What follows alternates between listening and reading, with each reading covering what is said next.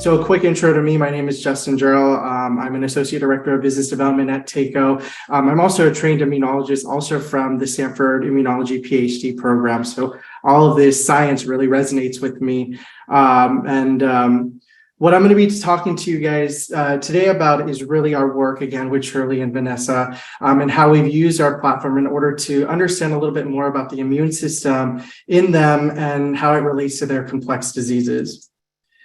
So I think, first of all, just starting off with Oliver's presentation before, you could already understand that there's an important role that the immune system plays in cancer. And so by understanding that a little bit more, you start to figure out what is unique about the immune system in these patients, what's specifically dysfunctioning, and how the immune system can be potentially leveraged in order to improve patient care. But in order to do that, you can't just look at one aspect of the immune system. You really have to look comprehensively at it, because the immune system works in concert with all of the different immune cells and all of their functions in order to produce a productive immune response. And by understanding all of the parts, you can leverage one part of that in order to potentially better treat patients and move them towards tumor regression. In order to do that, you really need a technology or platform that allows you to do this broad surveying. And so what we've latched onto is mass cytometry. And mass cytometry is a technology that allows researchers to profile and measure many different proteins on millions of different cells in a single sample. And so this is just to give an overview of the workflow of mass cytometry. And if you're familiar with flow cytometry, it's actually very similar. The only main difference here is that instead of having the antibodies conjugated to fluorophores, you have antibodies conjugated to metals instead. And what that affords is, rather than looking at anywhere between 10 and 15 unique markers at a time with the traditional flow cytometry panel, with mass cytometry, you're able to push that to about 40 to 50 markers. And so what that means is you can profile more cells, many different types of cells. In this case, within the immune system, you're capturing T cells, B cells, NK cells, and all the cells within the myeloid compartment, as well as granulocytes.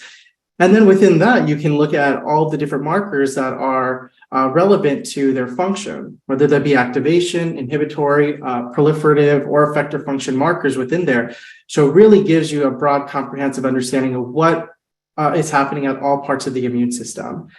When we generate data from using our mass cytometers and using these panels, we can then do manual gating akin to what is traditionally used with flow cytometry. So that's looking at using these gates in order to drill down on specific immune cell populations, and then also see within there how the frequency of those immune populations look between different groups of interest. In our case, when we were working with a sample from Shirley and from Vanessa, it was looking at how those compared to healthy control donors. And also looking within those immune cell populations at what are the levels of the expression of those key effector function markers within them. So that's usually our first step. And then our second step is follow up by doing with these same data, an unsupervised analysis. And that in this process, in addition to potentially validating some of the responses or some of the results that we see in the gated analysis, it also highlights some unique features that we may have missed from our a priori knowledge of the immune system, and might highlight some key new features of the immune system that are associated with the patient's disease or response to treatment. And so at Teiko, what we've done is we've taken this CyTOF platform and we've streamlined it into a very straightforward and quick sample to results pipeline. So basically, we continue to actually optimize this process so we can make it quicker and faster, so that we can go from samples to results quickly for our researchers who are working in drug development, and also for in the future. Again, all this stuff is research purposes only, but in the future, potentially using it for clinicians and patients. And we know, with any disease, any cancer, time is of the essence. So we are rapidly trying to iterate and make this an even faster process than we currently have right now. But moving forward on the workflow, just high level, we start off with samples. In this case, we started off with cryopreserved PBMCs. We stained those samples with a 43 marker panel, processed them on our mass cytometer instruments or Cytop instruments in our Salt Lake City office or headquarters. And then we also have our own bioinformatics team and work in pipeline to analyze these data, both gated and unsupervised analysis, in order to generate these results that then our clients, our researchers, our clinicians can then, interpret these results and take some quick actionable insights from them. So again, we had the excellent pleasure and opportunity to work on 2 patient cases so far with RTTP, one with Shirley and one with Vanessa. In terms of the samples that we processed, this was a very small study, and we are looking to, expand these studies with, future patient cases this year and moving forward. But for our project here, we had 1 PBM sample for Shirley, 1 PBMC sample for Vanessa. We evaluated those samples and profiled using a 43 marker Cytop panel. And we also did this alongside profiling 3 healthy control donors as a comparison. This is what the Cytop panel looks like that we use for profiling these samples. Again, high level, what it includes are markers that are canonical and help to define the different immune cell populations like CD3, CD19, CD14, CD56, for example, are all within here. And then we also have a lot of the markers that are very well known within the IO space, particularly the checkpoint markers like TIGIT, TIM3, LAG3, PD1, PDL1, they're all contained within here. So that's already being evaluated in all those cell types as well. And then in terms of, the breadth that we get from using a panel like this, for our gated analysis, we're looking at over 600 unique cell types and subsets within here, just on the gated analysis alone. And then when we actually use our unsupervised analysis, we're looking at over trillions of potential combinations being evaluated in the single cells that we are processing in the samples. So I'm going to start off a little bit, and a lot of this is going to be pretty high level. It's not entirely comprehensive, but just try to give you a snapshot of some of the things that we saw in both the sample that we processed from Shirley, as well as following up with Vanessa, and what that means, or what that could potentially mean. So over here, what we did was we took a high level view first on this principal component analysis to see if we saw any differences between healthy donor samples, which are highlighted here in red, as well as the sample that we processed from Shirley. And indeed, as you would expect, we did see differences here. The specific differences that we saw were vectors, in this case on the PCA plot, that were associated with differences in the frequencies of dendritic cells, monocytes, as well as CD4 positive T cell subsets. Again, this is very high level, and it's sort of just providing us with an overview of what we could potentially drill down and look into. But again, what we see are changes not only to the adaptive immune response with the T cells, but also the innate response with DCs and monocytes. And indeed, when we looked a little bit deeper at each of these subsets, we found that there were increases in the levels of different subsets of monocytes in the frequency of those monocytes in Shirley samples, which is highlighted in blue, again, compared to the healthy donors in red. And similarly, we also saw increases in the level of central memory T cells, as well as regulatory T cells, as you can see in the middle here. And then on the contrary, on the opposite end, we saw contraction or fewer levels or lower frequency of B cells, specifically naive and memory B cells, as well as CD8 positive T cell subsets, like naive, effector memory, and central memory T cells. Again, indicating that there are aberrations or dysregulations or changes to the immune system in Shirley's sample in comparison to a healthy state. We also, again, performed unsupervised analysis on this, and what we ended up finding was similar to the gated analysis. The unsupervised analysis validated those results. And what you can see here is when we use the clustering analysis, the clusters associated with these cell types here were similar to what we found in the gating analysis, including Tregs, monocytes, and CD4 positive T cells again, that were higher frequency in Shirley samples and compared to the healthy donors here.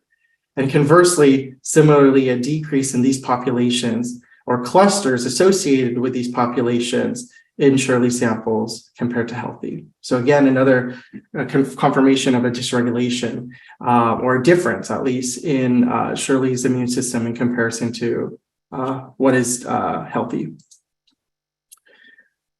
So in addition to looking at the frequencies of the immune cells, we can also look at the frequencies of immune cells that are expressing key markers of function on these cell types.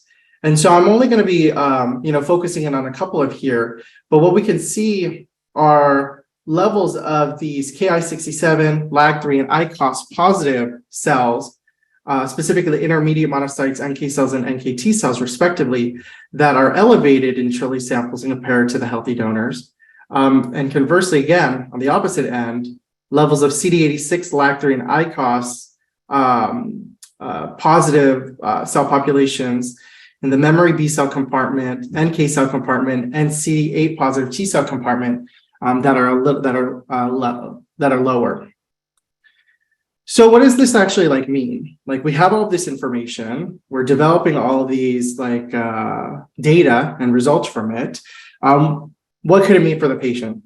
And so, just echoing from what we've been discussing previously, and what Fresh Day and Oliver had been talking about is basically taking this information. This is only one sample, and we want to do this longitudinally with other patients, and also take, again, an important multi-omic approach to this. So taking these proteomic data, combining that with genomic data, transcriptomic data, metabolic data, in order to highlight potential clinical trials or options for these patients that at this point really don't have many options available to them.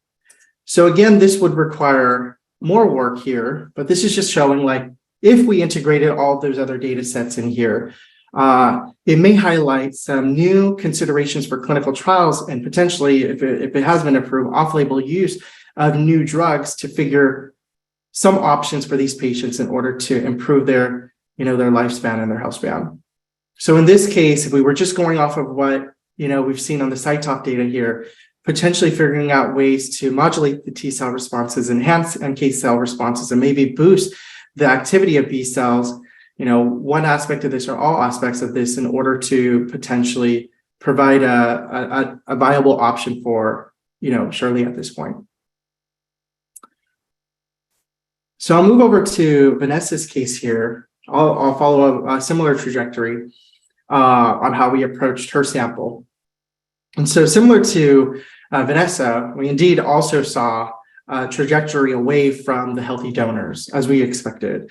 But in this case, we did see vectors that were pointing more so towards CD8 TEMRA, CD4 effector memory T cells, as well as CD16 negative NK cells.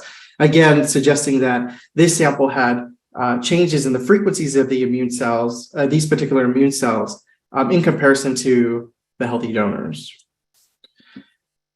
Similar to Shirley, we also saw expansion and contraction of these different immune cell populations, both part of the adaptive and innate response. And in particular, we saw this dramatic expansion or higher level of classical and non-classical monocytes highlighted here in the gray in her sample in comparison to the healthy donors. You can just see how striking that is already visually.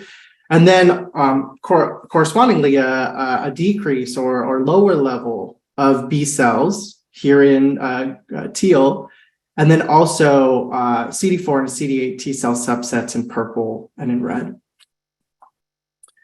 We also, using our unsupervised analysis, we also performed a UMAP analysis, a dimensionality reduction analysis here to sort of see, where do the cell types lie in this space? So basically, this is taking Vanessa sample as well as the healthy donor samples and plotting them in 2D space and seeing, where these cluster, what are each of these clusters in terms of their immune cells. So you can sort of see in this space, these are T cells, these are monocytes, all those. And then within those clusters, what is unique between Vanessa's sample in comparison to the healthy controls. And I think the largest differences we see are within the monocyte compartment. You can see green here, red here, not much overlap, only on the center here a little bit, as well as in this portion here.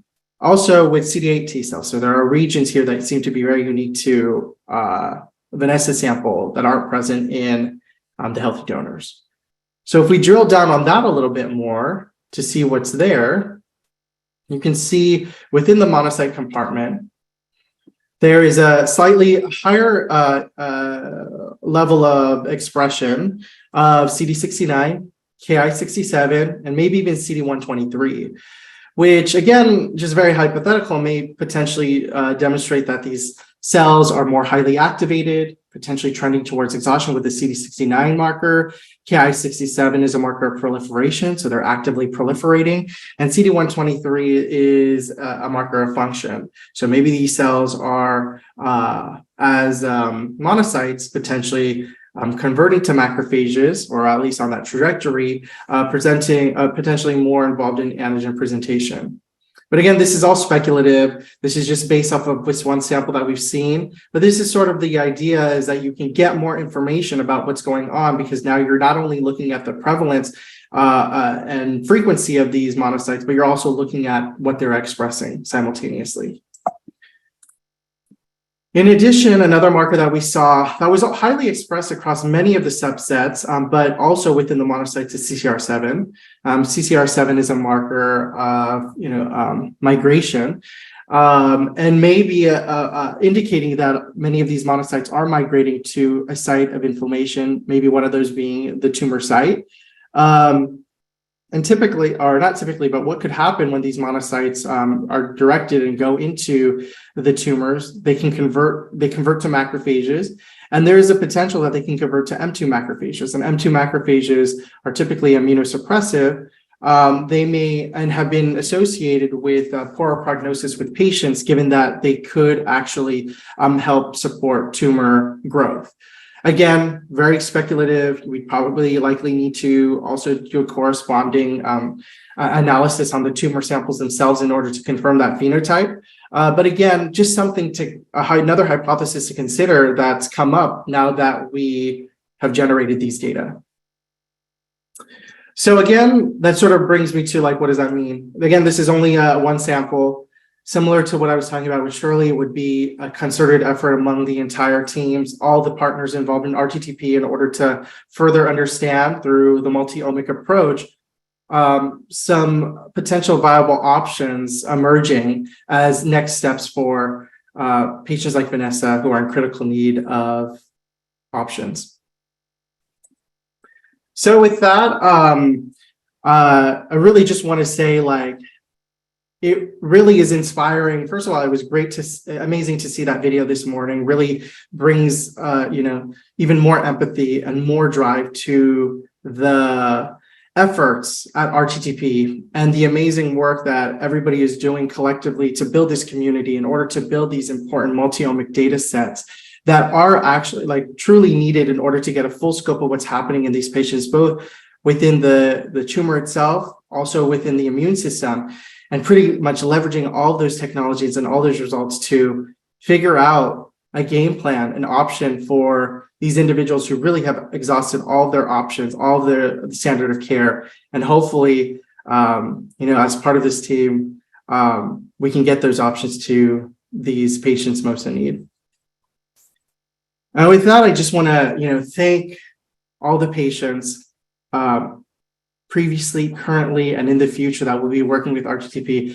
I had the excellent pleasure to, meet Shirley on a call, which was phenomenal. I wish I had the pleasure to meet Vanessa. She sounds like a absolutely tremendous individual, and I think only 15 minutes, in 15 minutes it already shows that. So I think it gives more drive for us to work on this initiative collectively with Peter, with Fresh Day, with all of the partners at RTTP. It's immense gratitude and humbling to be a part of this. I'd also like to thank my team at Teiko. We call ourselves the Taikonauts. This is actually in our new lab space. We just moved into it in Salt Lake City earlier this year. And I'd like to have a special thanks to the guy in the back who has his arms out open. His name is Shane Evans, and he worked with us on this project. He was also on some of the calls with Shirley as well. So he's been instrumental in, just generating this early data set with us. And then all of our collaborators, whether that be at RTTP, at Teiko, at Stanford, all of us collectively working together in order to, help patients. I mean, that's at the center of what we do. So I just want to thank everybody for continued effort. And, after this, happy to take any questions.